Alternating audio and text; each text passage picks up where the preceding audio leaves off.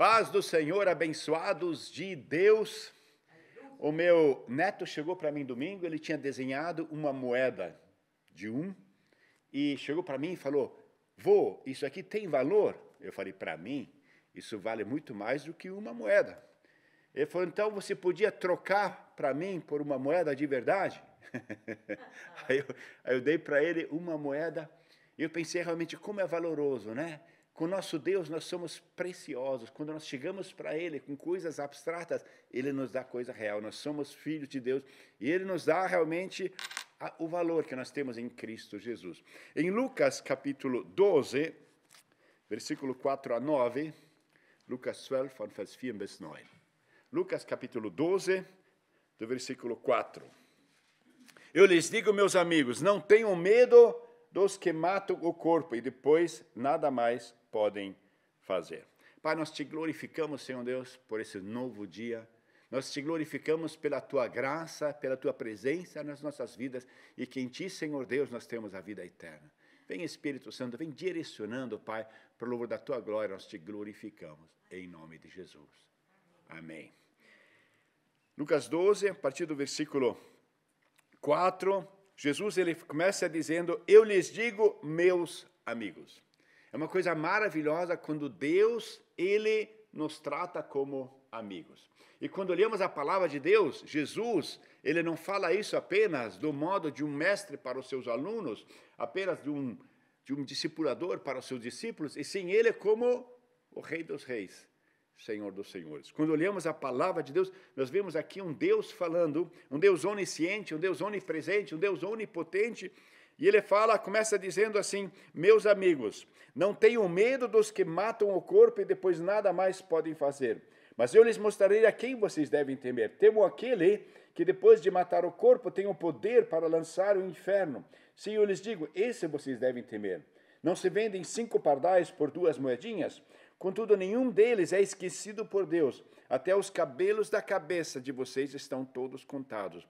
Não tenham medo, vocês valem muito mais do que pardais. Eu lhes digo, quem me confessar diante dos homens, também será, o Filho do Homem o confessará diante dos anjos de Deus.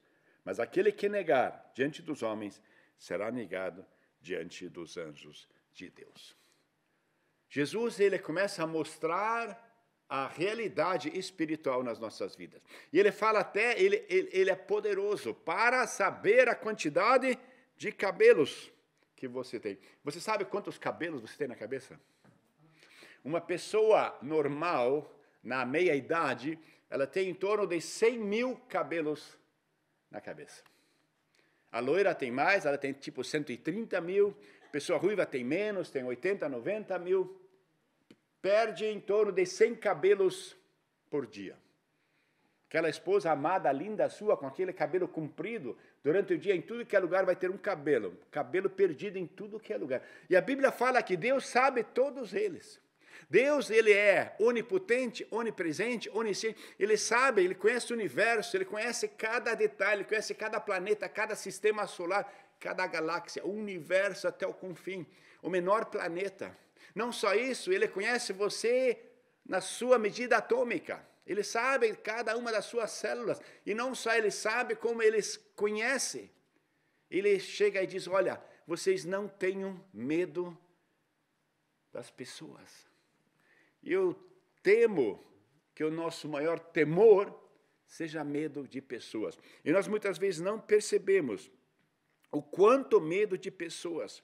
Deus, ele tem cuidado de nós. Deus é fiel nas nossas vidas. E é maravilhoso quando nós vemos a fidelidade de Deus. Ele tem cuidado, ele tem zelo, ele não nos deixa sozinhos. Você nunca está só. Mesmo muitas vezes quando nós nos sentimos que estamos sós, nós não estamos. O nosso sentimento, a nossa emoção, os nossos sentidos, eles não conseguem dimensionar a presença de Deus nas nossas vidas. Você é amado por Deus, você é querido por Deus.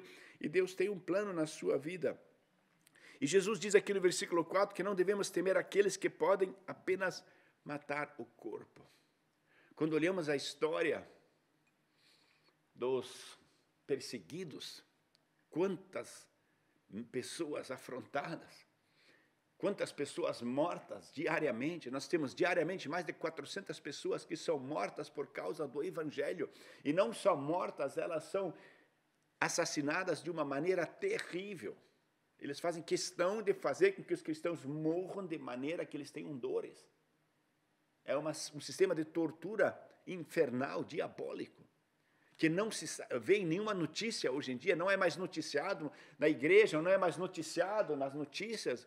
Nós esquecemos. E Jesus diz, olha, não tenham medo. Isso me lembra da história de uma família, que ela foi, na época da Inquisição, foi condenada à morte. E eles foram condenados a serem queimados vivos. E mesmo queimados lá, começando a pegar fogo, eles estavam cantando, incentivando as pessoas a falar do amor de Deus. Jesus diz, olha, não tenham medo. Nos versículos seguintes, ele diz, se você for levado na sinagoga, não tenham medo do que vocês têm que falar. Deus, ele vai mostrar o Espírito Santo, vai conduzir, o Pai vai lhe dar o amor. Mas ele diz aqui, não tenham medo. Eu temo que o temor às pessoas faz com que nós não vivamos o cristianismo. Nós temos tantas atividades, esse amor que nós temos para com Deus, às vezes não é experimentado naquilo que realmente Deus faz nas nossas vidas. Estava conversando com um jovem, e o pai dele é uma pessoa muito querida, mas ele havia se distanciado do pai, porque o pai ele era diferente. E eu entrei, visitei o quarto dele, estava cheio de adesivos, adesivo de tudo que é marca de sapato, ele gostava de esporte, tudo que é marca e tal. E o pai dele, ele tinha uma instituição. Eu falei para ele, você conhece algum desses donos dessa marca? Ele falou, não. Eu falei, eles fizeram alguma coisa para você? Ele falou, não. Eu falei, o teu pai já fez algo para você? Ah, ele falou muito, ele ajudou muito financeiramente. Foi interessante, né? Não tem nenhum logo aqui da fábrica do teu pai. Ele fez tanto por você. E, no entanto, aquilo que nos atrai são coisas que fascinam no mundo. Jesus fala, meus amigos, eu quero dizer algo para vocês, algo importante. Deus se importa com vocês. Deus se importa contigo. E muitas vezes nós esquecemos. E ele mostra, diz, olha, vocês às vezes têm medo, né? E o nosso medo às vezes é do diabo, achando que ele é o mais forte, ele é o destruidor. Ele fala, olha, eu vou dizer para vocês, não tenham medo, que esse quem realmente é o Todo-Poderoso é Deus. Se existe alguém que nós devemos ter realmente um temor santo, é Deus, porque ele pode fazer tudo, ele pode mover, e ele quer mudar a nossa vida. Mas ele constantemente, ele cuida de nós. No versículo 6 e 7, lembro que Deus valoriza até mesmo os pardais, e conhece todas as dimensões do seu corpo, inclusive seus cabelos. E ele é o Deus que se importa conosco. E ele é o Deus que, o fato dele conhecer cada detalhe nessa vida, ele diz no versículo 8, nos encoraja a confessar diante dos homens. Porque é o que mais nós fazemos, como você está agindo para confessar Jesus diante dos homens, diante do seu colega, diante do seu chefe, diante daquela... E ele diz, sim, vocês vão ser perseguidos, eles vão tirar sarro de vocês. Mas nós estamos numa geração, num país em que nós não precisamos temer nenhuma perseguição. Você vai talvez ter um comentário um pouquinho desagradável, porque nós não estamos acostumados a sermos perseguidos. Nós não sabemos o que é perseguição, tortura, medo em questão do governo, medo em questão de sermos presos por causa do Evangelho. Não. Mas mesmo assim nós tememos aquilo que os outros comentam. Jesus diz, olha, existem consequências se você negar Jesus, mas ele nos dá fé e coragem, e nos encoraja a ter fé e confiança na fidelidade, sabendo que, sendo corajosos, nossa ansiedade e preocupações, devemos confiar nele, sabendo que ele nunca vai abandonar, e ele permanece fiel. Nós servimos a um Deus que é fiel, nós temos um Pai que é fiel. Como é maravilhoso quando você tem um Pai que é fiel, quando você tem um Pai que é contigo.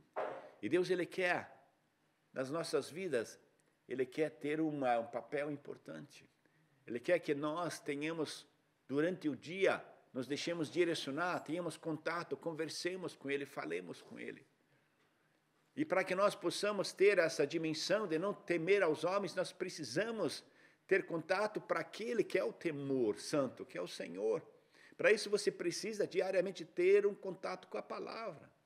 Você precisa, no mínimo, ter um contato, tipo um capítulo do Antigo Testamento, um capítulo novo, para você poder dimensionar e realmente estar na presença, sabendo que Deus é contigo, tendo as promessas de Deus no seu coração. Quantas vezes nós desvalorizamos aquilo que Deus nos dá e nos valorizamos aquilo que o mundo dá?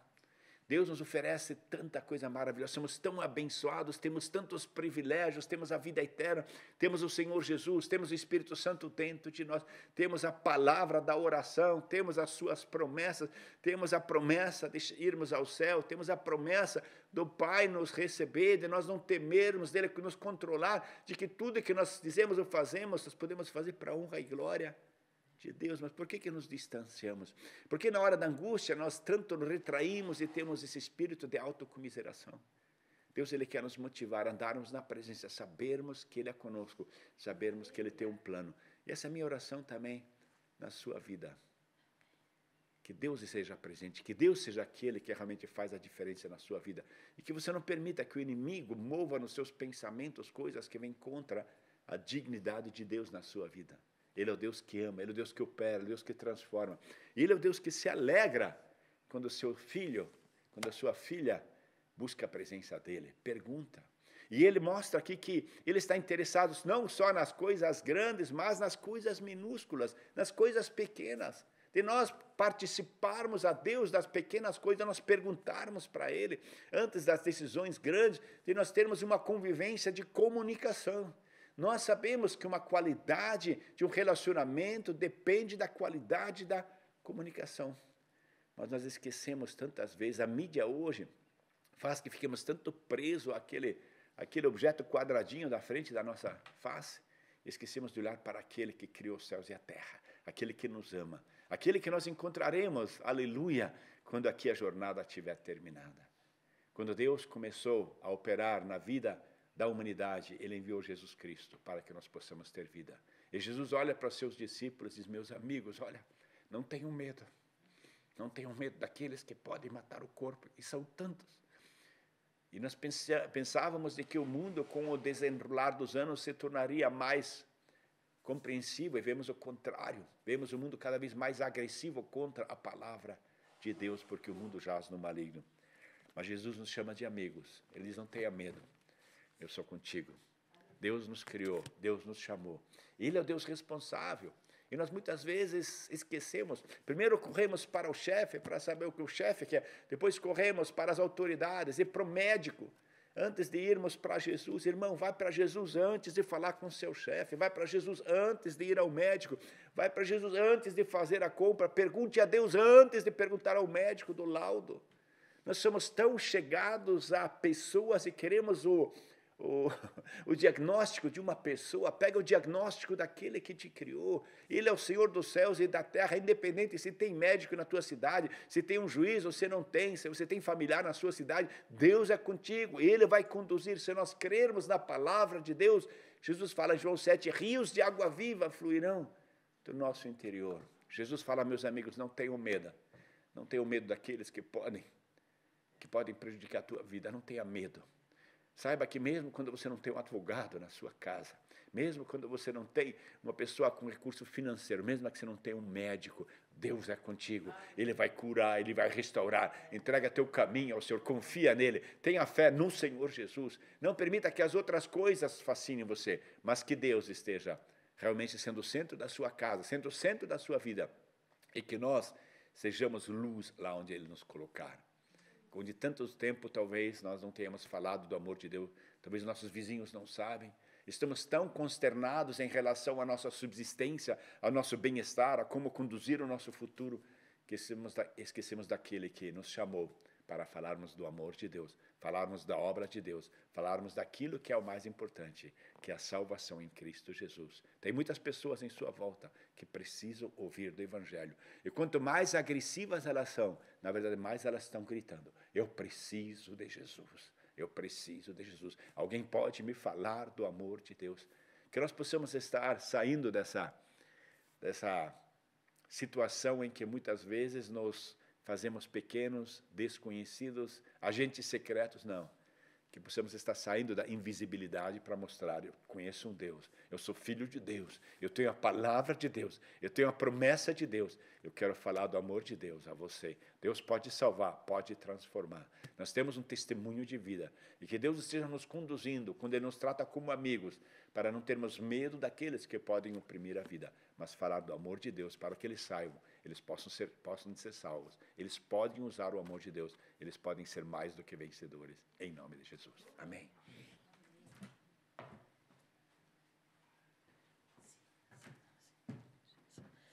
Oh, glória, querido Deus, muito obrigado.